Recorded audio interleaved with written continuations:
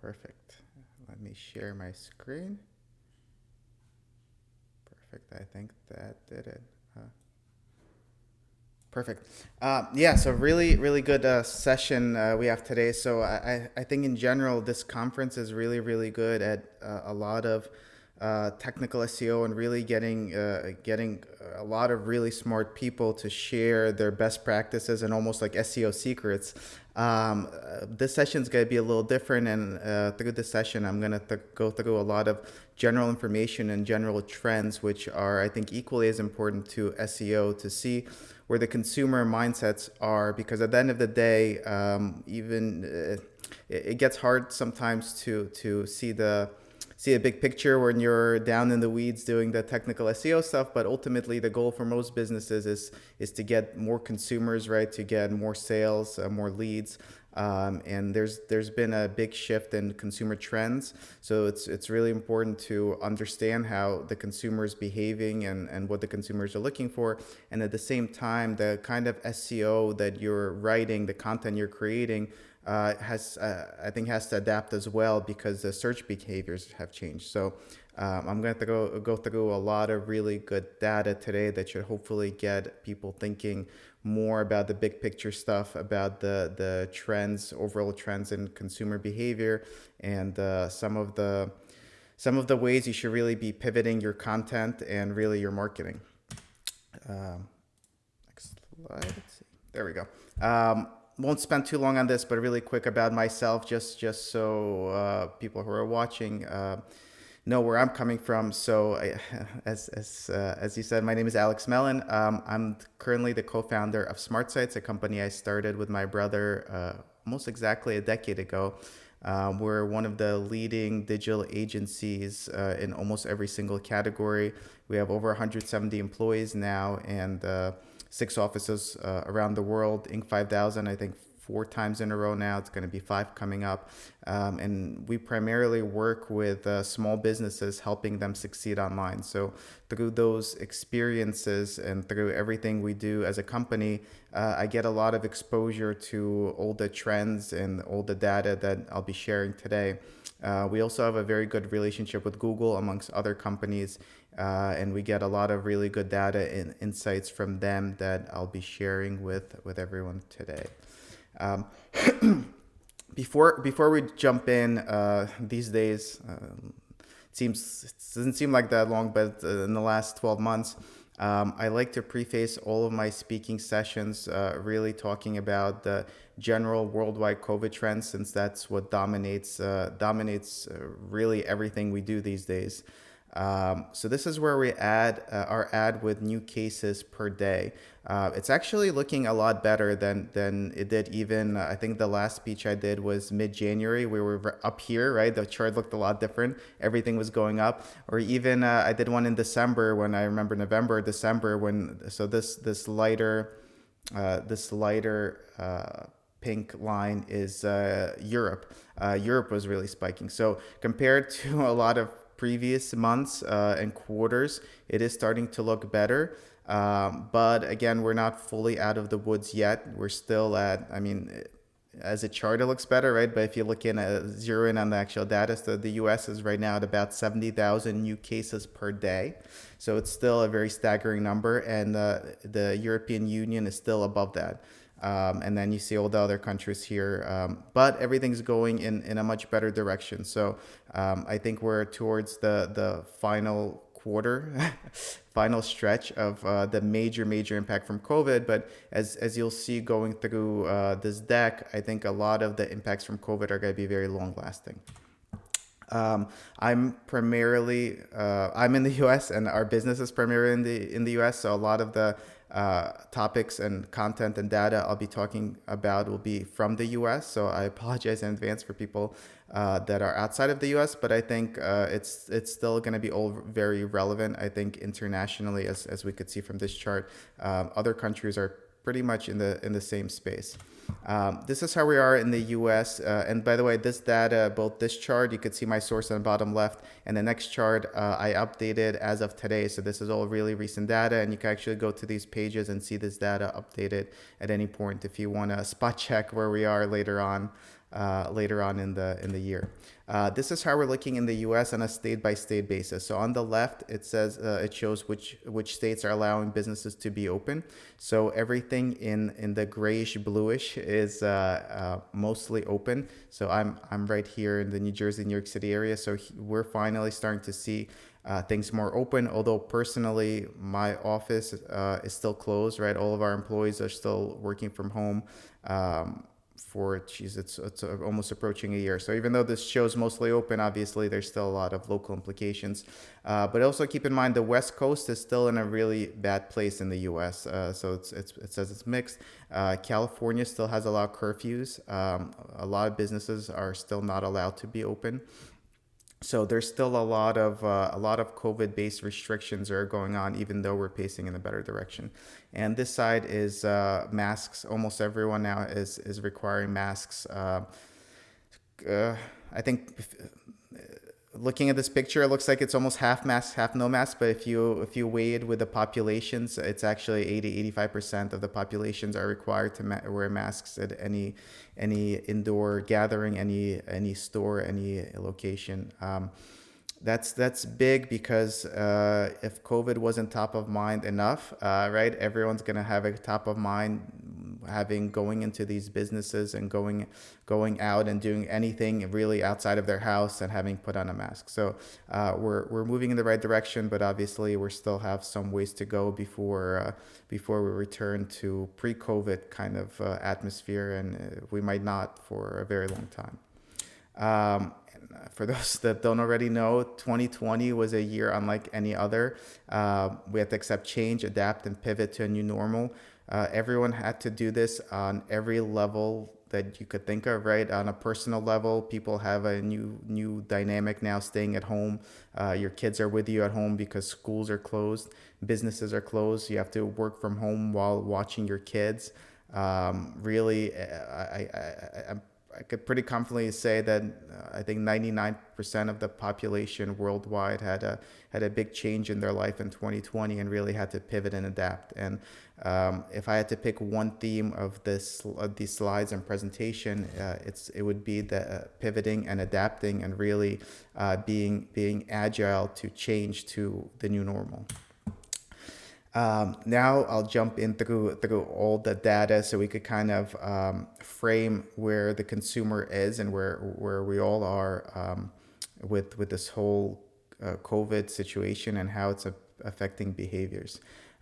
So about 60% of US consumers are shopping as much or more than they were before the pandemic. That's pretty interesting. A lot of people, especially in the beginning, panicked, like a lot of businesses, because they assumed, and consumer spending did take a dip, but a lot of consumers actually continue to spend, and some are spending more and some are spending much more. So even though we're in a kind of pandemic, everyone's at home, consumer spending behavior, at least in the U.S., hasn't really changed, and if anything, increased. And that's actually for those that follow the U.S. stock market, that's been driving a lot of the old-time records in stocks, because the consumers are continuing to shop even this in this new environment. However, traditional behaviors are out the window. So that's why it becomes very important for businesses to pivot. Those that completely relied on traditional purchases, had no online presence, obviously suffered the most. Those that were not able to change their business practices and adapt were hurt the most. You could even think about it in terms of restaurants, right? Restaurants were perhaps the most hardest hit, especially in the US, maybe after the travel industry. There were kind of two avenues to go for a restaurant, and one where the businesses did not succeed and ones that they're still doing okay. The ones that did not succeed are the ones that did not pivot, right? They said we'll continue doing what we're doing. We'll do our best. We'll have outdoor dining, but we're not doing anything else. Those that really pivoted, created an online presence, right? Promoted their business online, started doing deliveries, events outside of the physical restaurant, are the ones that actually are doing okay. Granted, it's a very struggling industry, and I'm careful saying anyone's doing really good, because it is still a big struggle, but you just have to be aware that traditional behaviors have really changed. And just looking at the data I have here, this is people searching do-it-yourself ideas. Look at the spike at 1 a.m. Now people are searching do-it-yourself ideas. This is when the pandemic just started, by the way. And of course, for those in the U.S., everyone's aware with the crazy demand around toilet paper, where literally people were going to Costco to supermarkets selling out toilet paper was like sold out for months in the U.S. That was like the big supply shortage in the U.S. from the pandemic, and this is search volume on Google for toilet paper from February to March. It literally went up not thousands of percents, but hundreds of thousands of percent. So the takeaway here is that there's a lot of still volatility and things are moving very, very quick. I'll go through a couple of key categories. So this is in general, in the midst of the crisis, consumer behavior has shifted. So this is general trends in consumer behavior, but I'll go through some of the highlight categories, but nothing that people aren't already aware of, right? Fitness became big. All the gyms around the US closed. No one could go to the gym. Setting up a home gym, buying equipment for your home to exercise was big. Toys and games became big as people are now sitting at home and not going out as much. Food and groceries, online delivery of groceries, computer equipment, obviously all that went up. Just some quick takeaways here this is for the SEO folks. If you're looking for SEO ideas of content to go into, or industries or categories that are really benefiting from COVID, this is a quick highlight. So this is fitness. This is the increase in search volume for Americans sitting at home. And like I said, with gyms closed, everyone was really looking for equipment to buy at home. And this trend has still continued. Home exercise equipment is still a very hot category, and I think will continue to be so. I think about 3/4 of the US allows gyms to be open in some form now, but it'll be a very long time until everyone feels comfortable to go back to one. And especially with people working at home, I think it creates a good opportunity for this industry. So this is toys and games, and this is an interesting one. Toys and games went up across the board, obviously, as people are sitting at home more and spending time with their family more. Obviously, party games and board games went up a lot, again, from people just being at home, not being able to go out. But what's interesting is look at the search trends based on day of week. You see the spike every single Saturday when people are sitting at home and not being able to go out. They're actually Googling and searching for party games and board games and things to do as a family. Food was very big and continues to be big. Americans are always very big in stockpiling food, much more so than the rest of the world. That trend increased a lot more so with COVID, especially with empty supermarkets for a couple of weeks, couple of months, toilet paper outages. So stockpiling has become a lot bigger, and people are searching for that stuff much more than they have before. Computer accessories of any kind took a big jump as people were buying computers and computer equipment to work from home. So that was a big one. That was for both consumers themselves, right? For your job, you now have to work from home, so you have to, even if your work gives you a laptop, you might have to get a monitor for it, a different keyboard, a different mouse. But at the same time, almost all schools went virtual, and I think still half of the US schools are virtual in some way. So that just created a big demand for computers, computer accessories, and that trend has also still continued into February of this year. This is again the toilet paper example. So household supplies have taken a big jump and continue to do so. There's still a lot of stockpiling going up, and people are still very scared that they're going to run out of toilet paper or Bounty or something like that. So that's still a trend that's continued. All right, I'll take a quick breather, and then we're gonna jump into now that we went through actually the trends and data of what's going on. In the next 30 minutes or so, I'm gonna jump into talking about the actual consumer decision-making process and how that's changed. So what we covered in the last couple of slides has been search activity and search behavior. Here we're gonna go through the consumer decision-making process. So for this, for the next, I think the remainder of the slides, the data is based on English language searches. So it's coming from the US, UK, and India. But this will help paint a picture of what the consumers are searching for and what their behaviors are pointing to. So as everyone can imagine, searches with anything safe or safe to has gone up a huge amount. This data is through the summer, but all the trends actually have continued, and it's actually, if anything, in November and December it actually spiked again even higher. So what I mean by this is people searching: is it safe to fly? Is it safe to travel? Is it safe to go for a walk? Right? Is it safe to go to a playground? Is it safe to swim? And my daughters go swim class. I personally went on and searched, is it safe for them with COVID to actually go to swim class, right? And swim in an environment with other people. So this has been the big trend since COVID started and continues to be so. I think consumers look for clarity of what activities are safe to do, and they look for reassurance of what activities are safe to do. So as a business, obviously you want to highlight what's safe and what's not. For example, the swimming school my kids go to, they have a big poster that explains how chlorine kills most of the COVID, and it's all these studies were done, and it's actually fairly safe to do. Obviously, everything has a risk profile, but the poster is meant to reassure that it's one of the safer activities.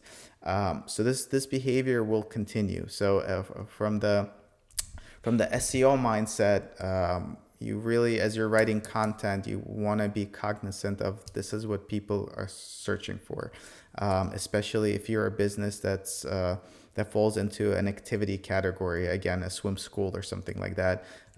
If I had a swim school, right, on the website, I would put a lot of material about what's safe and not safe to do and why it's safe to be in the swim school. So I think this will continue to be a dominant search behavior the rest of this year at the very least, and probably into 2022. What else is new? So hobbies are new. So all of these things kind of make sense when you think about, but I'm here to point them out to make sure you're actually thinking about them. So hobbies became very big across every country, continent, right? People are spending much more time at home, and they have more time out of the office. They're not commuting as much.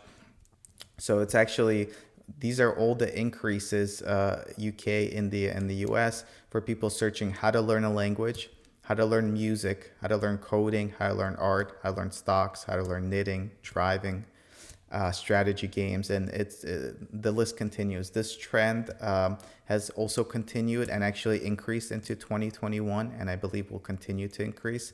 And again, for those that do SEO, that's the mindset you should have. If your business could benefit from any of these kind of content pages, or it's relevant, that's what you should be creating, because that's what the consumers are searching for. And of course, the other big thing is globally, there's 50% increase in daily views of videos with beginner. So that just means a lot of people are getting introduced to new hobbies and new things that have not done it or been introduced to it before. So it's a really good opportunity for businesses and even those who do SEO to capture new consumers that you wouldn't have otherwise. People that in the past were too busy with other things to be searching for new hobbies, or searching for how do I do this, or how do I learn a new language. So this is more a little bit more SMB focused than for SEO, but still worth it to keep in mind that throughout all of this, there's been a lot of brands that have not only survived but actually benefited and have done very well. Those that have been cognizant of these consumer trends and really pivoted to capture them. So for example, Jeep focused on all their marketing and reassuring the consumers that everything's in place to help them finance a car. They reduced barriers to financing a car. They've created payment plans where there's no money due at all for the first couple months, or you could give the car back if you're not satisfied with it, or if your work situation changes. So there's definitely, from an SMB business owner perspective, there's definitely a lot of ways to pivot your business to be more open towards how consumers are interacting right now. Cool. So I'm going really fast because there's a lot of really good content here. I'll keep going. I'll keep going at this pace, but I'll try to make sure that we don't miss anything important. So what's the big opportunity? Again, this is more for business owners, but I think important for SEO folks to keep in mind as well. The overall opportunity is to empower consumers to feel in control and good about the decision and progress they're making this year. So these are kind of how do you accomplish that? Number one is you relieve anxiety, be a reliable source that consumers can depend on. You support and uplift, and you give control. So this can apply to every single business, and really, as a business operator, should be top of mind at how you change your business operations to interact with consumers. So, for example, if you're a car dealership, you want to do your best to relieve anxiety to make sure that anyone coming to a dealership itself really feels safe and comfortable doing so, feels safe in that space. You really want to relieve any kind of reservations people have about it. You don't want to, right? You don't want people coming to a dealership and all of your employees are not wearing masks and all like congregating together, right? You really want to create an environment that relieves anxiety, because in today's world with COVID, people are very worried, right? Especially as we're almost a year into it. I'd imagine a lot of people know someone who's gotten really sick or passed away from it, and although comfort levels are different for everyone, you really want to try to make it as a comfortable experience as you can. And then the big thing is the subheadings give up control, but I would frame this more as be flexible, right? Again, if we think about the car dealership example, traditionally people in the US at least, if you wanted to purchase a car, you might do some research online, especially in the last couple of years. But after that, you would go into a car dealership, right? And the entire process would happen there. That would be your process to learn about the car, to test drive the car, to talk to a representative about leasing, financing, to actually put the deal together, put the deposit down, and drive off in your car. So that was the experience maybe 18 months ago, or even 12 months ago. In February in the US last year, we were still okay. I remember I did a speech in Austin, Texas, mid-February, and then I did one in Utah end of February. So a year ago, we were still okay. I think March is when it all went downhill. So that the car dealership, that was the experience. Today, that's obviously a little different. Everyone has different comfort levels. Some people are still okay with that experience. They're still okay coming in and doing everything in person at the car dealership. But some people aren't. Some people will want to negotiate their financing and lease deal over the phone. And traditionally, that's something that dealerships have never done before, right? If a year ago you called up a dealership and said, I want to negotiate a lease deal or finance deal, they would say, come on down to a dealership and we'll put a deal together for you. But these days, some consumers are just not comfortable in doing that. So the dealerships that are succeeding the most are the ones that are giving up control and really being flexible. Do you want to discuss your leasing, financing deal over text message or over a phone or over a Zoom call? Sure, we could do that. You'd rather come in instead? We could do that also. Your car is ready for pickup. Do you want to come pick it up? No, you don't feel comfortable picking up? We could drop it off at your house for you, so it's a touchless experience. Do you want to go for a physical test drive? Maybe you don't feel comfortable doing that at the dealership. Well, no problem. We'll bring the car to your house. You could test drive it, and then we'll take the car back. Maybe you don't feel comfortable with that either. So we could do a Zoom walkthrough or a video for you of the car.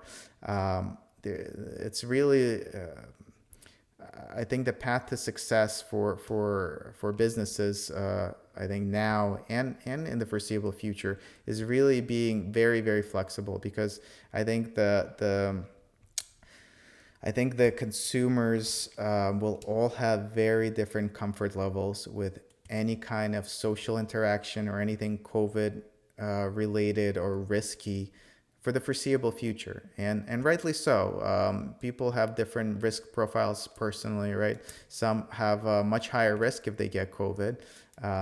Some just have seen family and friends get very sick and they're just very scared and just want to don't want to risk it, right? And others don't want to get their friends and family sick by putting themselves at risk and putting their entire family at risk. And I think even though everyone's vaccinating now, and I think in 6 months we'll have a very high vaccination rates, I think these behaviors will continue a little bit out of habit, a little bit because the vaccines aren't perfect, they're not 100%, and a little bit because I think the rules and regulations aren't going to change. I think even if you're vaccinated, you're still going to be wearing a mask, right? Let's say you already have the vaccine right now. If you go into right now a supermarket without a mask, first of all, you got to make everyone uncomfortable, right? They don't know you're vaccinated. People are going to see you and get uncomfortable. But second of all, the supermarket's not going to let you do that. I don't think they're going to care that you're vaccinated. They're still going to have to wear masks. So I think those kind of things will keep driving consumer behaviors. They're going to be all over the map. And the biggest thing a business could do is really try to accommodate everyone to the best of their ability. Whew, that was a lot of talking. Next thing, and so this one will be more towards the SEO folks. So the other big trend we saw in 2020 and that has continued to 2021 is establishing your home as a center for well-being. So what does that mean? People are spending a lot more time at home, a lot more probably than ever. A lot of workplaces are still closed, including our office. So the home has become much more important than it has before. And that applies to really everything related to home. So what have been the big winners? Any kind of to your house delivery services, right? They've existed before. You could get like meal prep delivered and wine delivered and everything. But that's become bigger than ever. Really, the home has become the center of everything we do. So the big winners are really anything at home related. We talked about before at home exercising, hobbies. Cooking has been very big. People are now, who have never cooked before, right, started cooking. Dining has become a completely different experience. Even if you do dining, most people are ordering to their house and still eating it at home. So it's really the home is the center of everything now. And I think that has a big effect on SEO because search behaviors are now all centered around the home. So it's all about how do I learn how to garden, right? How to paint my house, this says how to plant, but also how to paint, right? Home renovation has become very, very big as people are both spending time at home and realizing they need to fix up their home. So these are all, I think, big topic ideas for 2021 and beyond. And as this points out, it's not only things about the home, it's things that create an emotional benefit centered around your house. The other big thing that we saw, and interestingly enough, I've been participating in a lot of SEO events and I've been following a lot of SEO trends.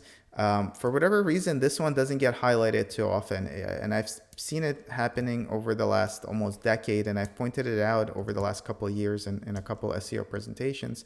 But the big trend, especially this says global, but the data is very US skewed. The big trend has been from searching for the cheapest to searching for the best. I think that is a very, very big point for SEO and for people creating SEO content. And you could see, look at the data here. This is a search trend for items with the word best versus the word cheap. And it's one of those things that you don't really realize, but that's how search behavior has really evolved. For a long time, people would really just cheapest computer, right? I remember there was a presentation that one of the Dell marketing guys gave on PPC that they were doing, and they were actually bidding on and getting a lot of activity from things like cheapest computer, and that was this is a long time ago, but that was a big value proposition that we are the cheapest direct-to-consumer computer and all of that. That's not how people search anymore. Literally, if you want a lamp, people search best lamp or best rug. best toothbrush, best keyboard. And that goes, there's two major trends that are driving that. Number one, people don't really want shitty items, as silly as that sounds. They don't want something that's the cheapest and really bad and will be a bad product that they'll throw away. The other thing is people more and more so want curated lists. And this is actually a very big point for SEO. So the reason people are searching for best lamp, best rug is they might not necessarily be looking for a single best rug. Like this is the best rug in America, right? They're not. They know they're not gonna get that. They're more so searching for curated lists. So more and more so, if someone wants to buy, let's say, a lamp, and they search best lamp, they actually want to see a list of these are the best lamps. Similar for every other category. If someone what can we think about? Someone wants to search. Someone wants to buy a bicycle, like a mountain bike to go biking. Let's say that's you. You wanna buy a mountain bike. You want to become an avid mountain biker. Spend some time outside. What would you search? Would you search cheapest mountain bike? Maybe, but probably not. The default search has really become best mountain bike or mountain bike lists, right? Or mountain bike reviews is a big one. But generally speaking, if you were new on the new on the market for a mountain bike, what you really want to find is a list of the best mountain bikes at your specific price point. So again, that's a very, very big trend. I think that'll continue into 2021 and indefinitely. I think more and more so consumer want list of curated items based on the item they're searching for. So I think that's a big potential win for SEO content writers.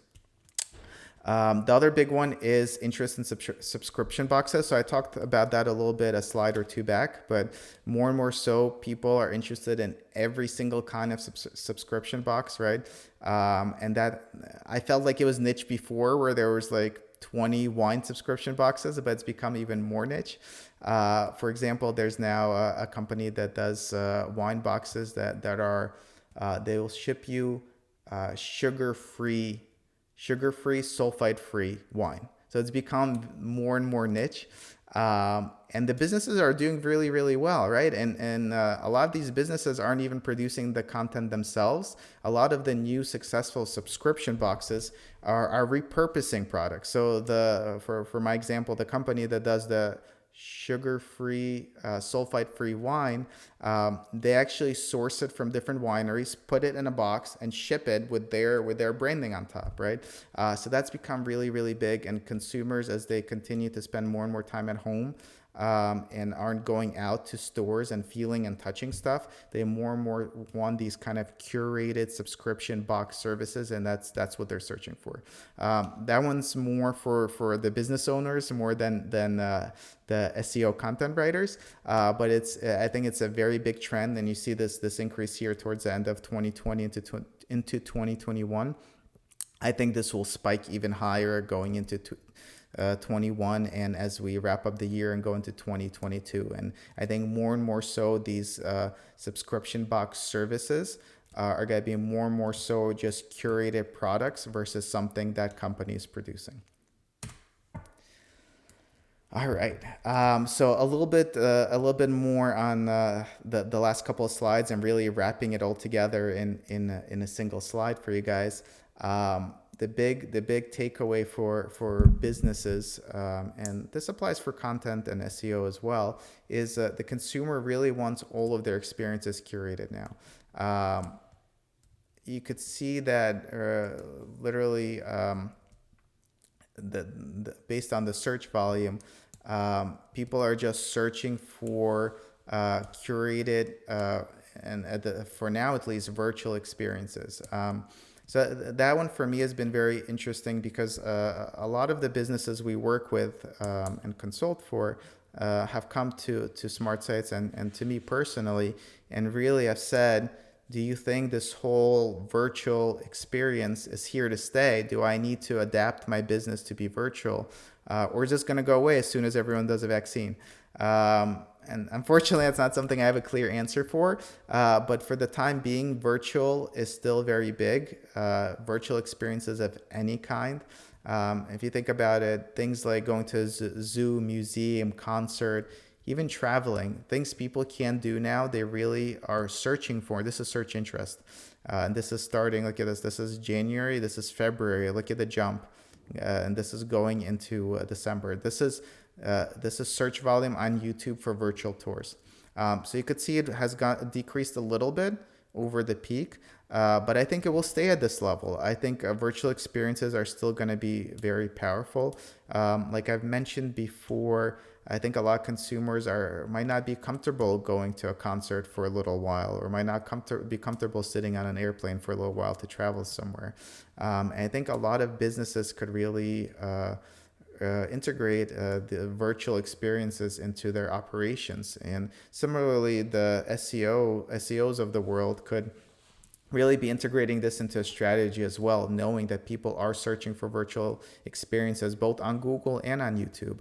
A couple of just small business ideas to think about. Even the restaurants we spoke about earlier in the session that I know are struggling across the board could start doing virtual cooking episodes or experiences, right? They could publish on their website and new virtual, they could like stream it live, right? Whenever they're preparing food, maybe once a week, twice a week, do like a virtual experience where people can actually watch them prepare food, right? Not only is it a way to engage consumers, but once you actually host the live event, you put the video up on your website, you put the ingredients you use on your website, and really create content around that. And it's content that people are still actively searching for.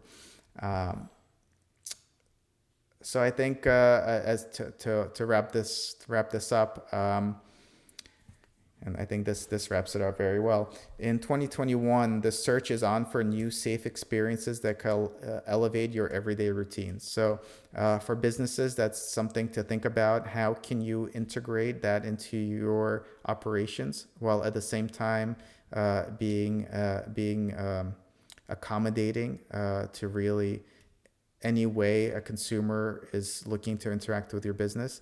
And then for the SEO gurus out there that are creating content, this is what people are looking for. People are looking for curated lists, virtual experiences. They're looking for things around safety. They wanna feel safe and good about any kind of interaction or product they're purchasing. Right? It's the small things from that you could add in to really make them feel that way. From a business standpoint, if you're shipping something to them, right, put a little note saying that, outlining maybe the COVID safety procedures that took place before this item was shipped out. From the SEO's perspective, it's creating content that people are looking for, right? And people are looking for safety. They're looking for the curated lists, recommendations. They're looking for things that they could do at home, as home continues to be the focus point around everything that we do.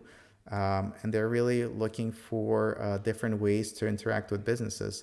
If you're that car dealership that's now allowing people to interact with you over cell phone, over text, virtually in all different ways, you're doing Zoom tours of cars, put that on your website, create a content page around explaining it. And then when someone searches, is it safe to visit a car dealership, or can a dealership give me a Zoom tour of a car, your page is actually going to come up. So I think going to 2021, I think that's really the play. And I'll leave everyone with a quote from Peter Drucker. For those that don't know him, he's one of the leading business management, business consulting gurus. And his quote is, "The greatest danger in times of turbulence is not the turbulence, it is to act with yesterday's logic." And I think that goes back to my point that businesses really have to be very agile these days and really adapt. And those that don't will be the ones that fail. Some industries harder to adapt than others, right? If you're a travel agent for cruise liners, you really have to think outside the box to adapt. But in 9 out of 10 cases, even industries that were hit fairly hard by COVID, There's a lot of ways to adapt and to move forward and really pivot your business, pivot your marketing, and really use this as an opportunity to grow where there's versus seeing it as a challenge that'll put you out of business. And that's all I have.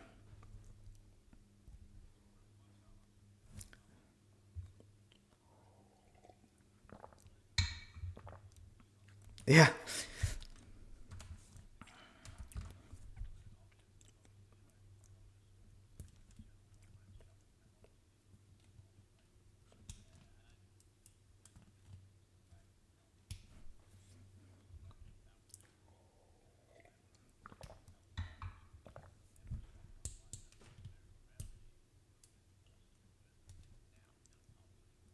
yeah,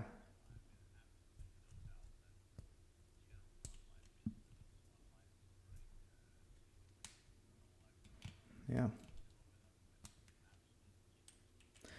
For sure, for sure. Even if you think about, so I'm very digital savvy, I would say. Anything new on the digital side, I'm the first to order, right? I pre-ordered every single virtual reality device. I'm literally on the both I try to be for my business sakes and just me personally. I'm the cutting edge of all technology that I could possibly be on the cutting edge for. And pre-pandemic, I downloaded Instacart. So Instacart is ordering groceries to your house. I had the app. I maybe used it once in my life. I mostly I think to test it. Now I use it all the time, right? I'm willing to pay the little bit to avoid going to the supermarket. A, because of COVID, although not so much anymore, but B, to save myself time. But through COVID now, even when we're all vaccinated, let's say COVID completely disappears by the end of the summer, I'm still going to be using it and using it a lot, right? I think I'm going to be going to supermarkets a lot less. So there's a lot of behaviors that are here to stay. And I think you're right. I think e-commerce will dip down a little bit. I think there's still a lot of consumers that really want to go in and touch a product, especially in like clothing, fashion, retail. There's a lot of categories that kind of lend themselves to the in-person experience. Even car dealerships, right? People are buying virtually, but there's still people that want to go there and feel the car. They want to slam the door in the car and hear the noise of it closing. So I think ultimately it'll change a little bit, but you're right. A lot of people who have never been comfortable with this, any of this online stuff, are now know how to do it, and I think will continue to do it. So a lot of these behaviors, I think, are here to stay.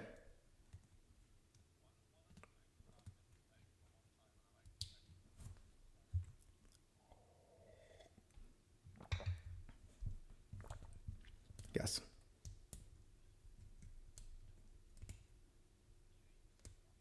yes,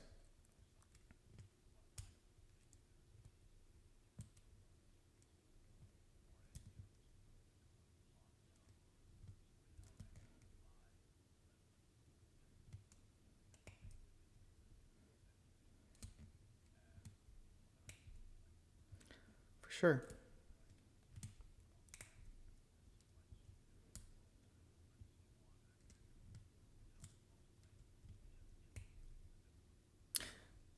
Yeah,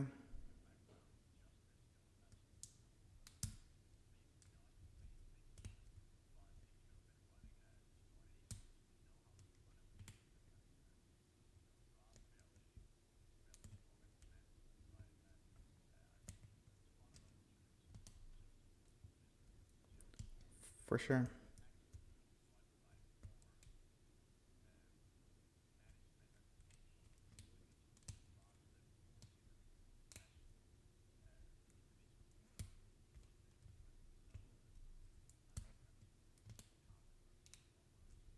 Yeah, for sure, for sure, for sure.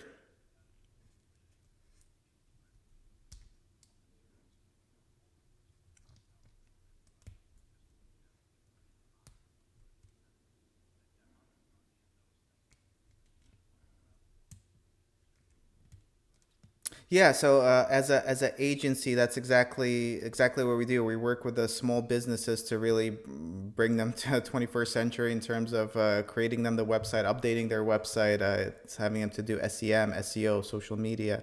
Literally, our job is to grow their business to their digital presence. So that's for sure has been a trend for a long time. We actually got dinged a good amount with COVID because as is usually the case, anytime anyone panics, marketing is the first thing to be cut, right? When it hit, like literally, well, aside from the obvious reasons, but some businesses couldn't even be open. We work a lot in the auto space. We work with every single automotive brand, for example. In the New York City metro area, they couldn't sell cars. It wasn't allowed, right? So obviously, they're not going to be doing marketing. But aside from those kind of things, that's the reason we've kept growing the company. We did not lay anyone off in COVID. We took a big financial hit to do so. We actually kept hiring throughout COVID, and it's exactly those reasons. I think the future is if there's any silver lining in COVID, is that digital has proven to be more and more important, and the value of it has been shown more than before. But to your point, we're actually we're a little bit different from the example you gave in sense of the people we work with and the small businesses, the roofers, the plumbers that we work with and help are usually the ones that are tech savvy enough to come to us for help, right? We don't do any like cold calling or cold business. People reach out to us. So we're still missing out on all the tons of businesses that really could use help and like really a digital presence could triple their revenue, but they just don't know it, so they don't even look for it. I'll give you a really good example. So we were lucky enough to spend the summer. The office is closed, so we spent the summer at a shore house. I spent with my family, with my kids. And down there's a butcher, so it's a little bit more rural. So there's still like in this area, I think where I live full time, you don't have that, but it's like a butcher. You go and you get like slabs of meat, right? Like the guy like chops you a piece of meat. Has no digital presence whatsoever. It was just a butcher. People would line up in the morning, get fresh meat. When COVID hit, he wasn't allowed to be open. People weren't allowed to be inside because his store is really, really tiny. And I think it was like that for a long time. I think only recently he was allowed to reopen. But he was actually smart enough to pivot, and he first started doing deliveries, meat deliveries in the local towns. And then I think after a little bit, he realized the power of that. I think he started he started a website, started taking online orders nationwide. He ships it now in a container with ice. He like literally ships meat across the U.S. His sales are up 10x. Like literally, it was a guy who's never had a website, never needed anything digital. I think he was second or third generation. That's how they've always done it. And to your point, what crazy value, right? He did it himself, but imagine like someone comes in and says, let's bring your business to a digital space. Let's ship your meat in boxes with ice across the US. Really, the 10x the revenue. So for sure, I think there's going to be so many opportunities like that, and so much value that someone could bring, really taking these small businesses and optimizing their digital presence.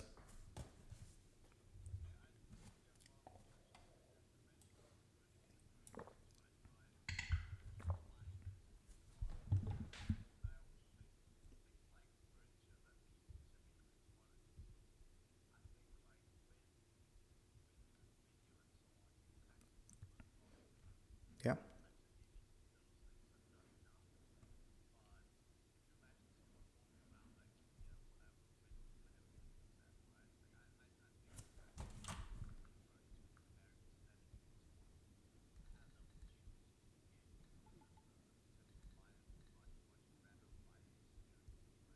For sure.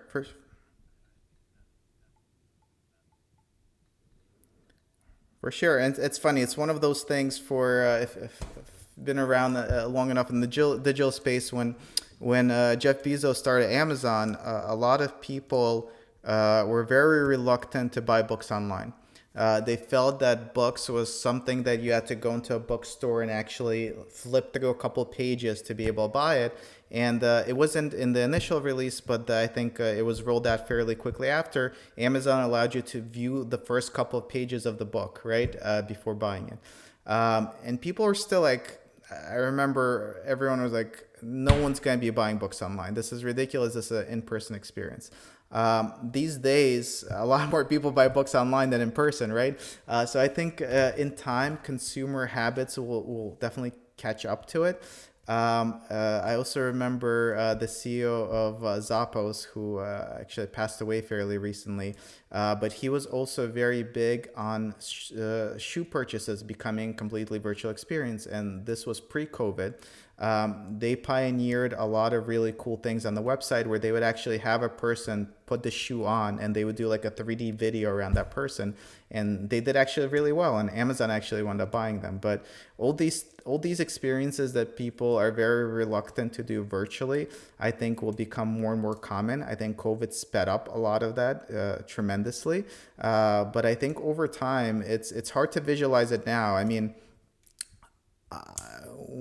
when and I've heard the CEO of Zappos speak a couple times. He was so passionate about. He's like, this will revolutionize the shoe business. Everyone will buy shoes online. And again, I'm very like tech savvy and everything. I'm like, I'm not buying shoes online. I was like, bullshit. No one's gonna be buying their shoes online. You know how it's gonna fit. And now I don't have problems doing that now. I don't remember the last time I was in a shoe store. So I think there's a lot of really big macro trends that are going to be happening, and I think they're going to happen really quick, like quicker than people realize. I think we're going to wake up and then all furniture stores don't exist and all furniture is being bought online, right? I think it's going to be one of those. And I think for people who are in that business and people like us who invest and help market businesses, we really have to be on all these trends and really be willing to be agile and move really quick.